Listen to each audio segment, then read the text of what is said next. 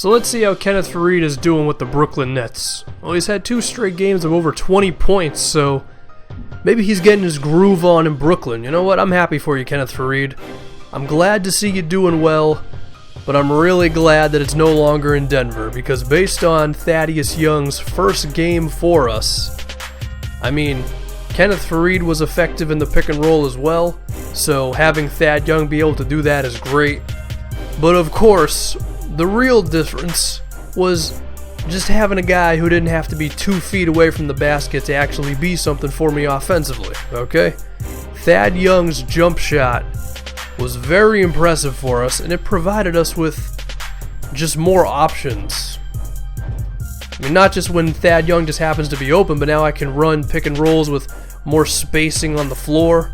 And also, you gotta watch for him when he's running up the court, because the CPU sometimes falls asleep in the transition.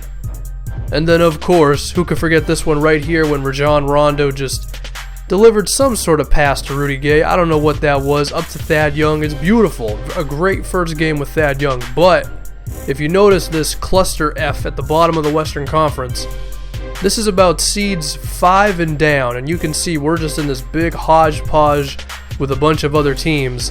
And we're battling for the 8th seed, and we're going to go up against the Minnesota Timberwolves, the T-Wolves. And this is actually a really big game, okay? This is basically our Super Bowl up to this point in the season, which, given that it's mainly just for the 8th seed, that shows you how far away we are. But we got to show up, all right? We got to come out. We got to win this damn game, all right? And if you were looking for any weird anime symbolism, Emmanuel Mudiay is now the last guy to be introduced because, of course, Kenneth Faried's no longer a member of the team. Now, does that have any effect on the actual game?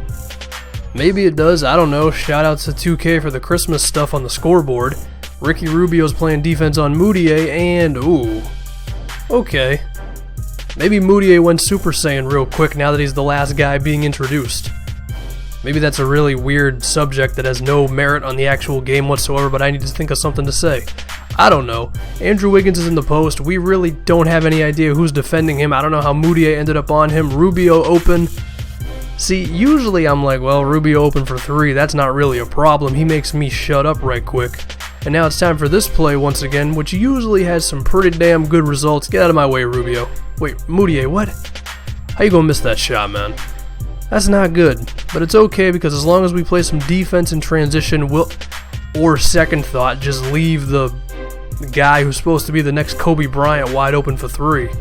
Who messed up there? James Anderson? Or Justin Anderson? Gary Harris? Who screwed up there? Someone messed up. Well, Mudiay with the rebound, and there's only one thing we can do to get those 3 points back. Shoot a 3-pointer, of course. Gary Harris, his shooting is on the good side at the moment, so that's nice. And so all we need to do now is play a little bit of defense, and we can get out of this first quarter, or not. Our defensive lapses still plague us. Brandon Ingram getting another chance. He was a good scorer for us in that game against Sacramento, but here, that ain't good. Wiggins wide open, and Andrew is killing us at the moment. We're leaving him open for 3s. He's getting out on the break. That's not good, because there's pretty much like 2 guys on this Minnesota team we need to play defense on, and we're not playing defense on one of them. So it's not good. So then Emmanuel Mudiay's got to say, listen, everybody get the hell up out of the way and let me keep us in this game right quick. Okay? It's not going well. Mudiay with the maturity and the fact that I just gave him the ball to say, we're cool, don't worry. We're down 12 points at the half. It could have been worse. Now we just got to go on a 3rd quarter run and we'll be fine, okay? I'm running this play once again, alright? I got the MVP Thad Young open, and wait, what? I just had a green release and Thad Young missed the jumper? Oh, this can't be good. I think the basketball gods are against us this... Oh yeah. Some dude I never heard of scores on me? I think the basketball gods are against us on this one, guys. I think Mudiay's got to say, let me just do it myself, alright? I got guys missing green releases. We're not playing any defense. I got to take Thad Young out of the game and put Gallinari in.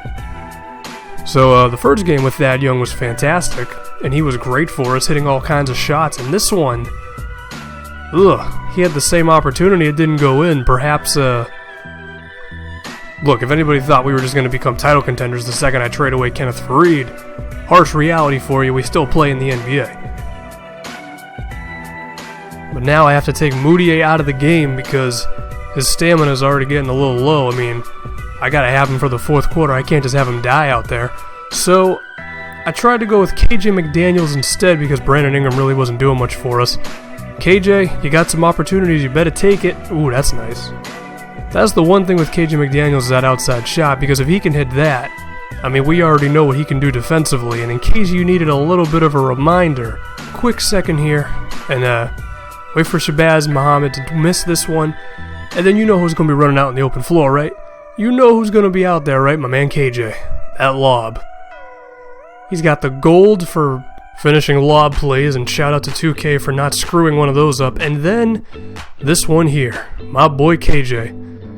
I mean, that's how good he can be at times. I mean, he can make the impact on defense, and with his athleticism, if he can just be decent from the three-point land, KJ's going to get those minutes. So that Brandon Ingram KJ battle for the backup wing spots, it's still going on. But now, you notice Nigel Hayes hitting that shot. We're creeping back in, all right? KJ, he gave us the momentum we needed with Moutier out, but then we don't play no damn defense. We're going to have to really get in the gym and work on our defense, guys, because my goodness. I mean, yeah, leaving Rubio open, it usually works, but even then, like, I mean, we've been messing up all game, but notice, we still got a chance. 12 points, Moutier with the ball, and you saw Nigel Hayes score that first time. Well, I'm going to call a pick and roll with Moutier here, and notice how Thad Young is not in the game because, I'll be honest, I just felt more comfortable with Nigel Hayes' shooting at this point. I mean, look at that. So, we're still in this. Now, do you actually think that we're going to win this? Well, if you look at the timestamp on the video and how much time's left in the game, I don't think we really have a chance, but then again, Nigel Hayes hitting these damn hook shots. Maybe we do. 7 points. Don't mess it up now, guys. Don't screw it up now. Okay, I know how you guys can get on defense. Wiggins, that shot was kind of open. Oh no, y'all didn't get the rebound. We lose this game, but some interesting things came out of it. Number one, like I mentioned, Thad Young not in the game because his shooting wasn't really working for us, but Nigel Hayes' was. Hey, we trade for Thad Young, and maybe Nigel Hayes really should be our starting four. I don't know. We can't make that decision that quickly. Also, KJ, his performance, he'll be getting some more minutes, but not good for our case with the 8th seed.